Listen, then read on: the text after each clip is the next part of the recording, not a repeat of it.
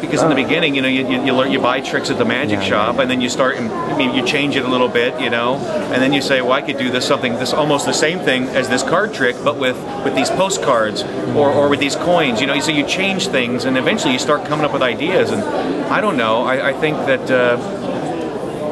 you know, I don't know how you start coming up. A lot of people don't think they can. A lot of people don't think they're creative, but they don't try, you know. I think if you just try and you try and see things differently, you know, and you got to break out of the mold a little bit, and you know, and once you come up with one good idea, you'll be hooked, you know. You'll start, you won't want to stop. You'll want to keep thinking of other things, you know, and that's why a lot of these new young magicians, you know, they're always being, you know, they have these downloads and everything, all these really wild, you know, eye-popping, very visual ideas, because they think differently. They're not, you know, I mean, I think it's important to have a foundation of the classics in magic, but once you have that knowledge, then you can use those methods in new ways, and that's what these young guys are doing, you know, and that's how I've tried to come up with my tricks as well, you know, just by seeing things different and applying old methods to new things, you know.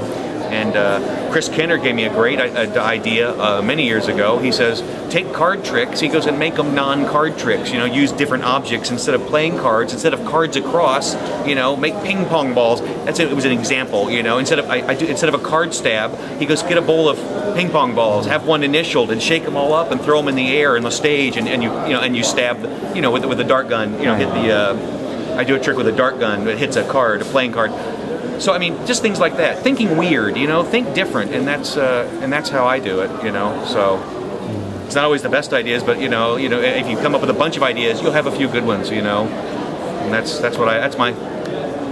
how I think.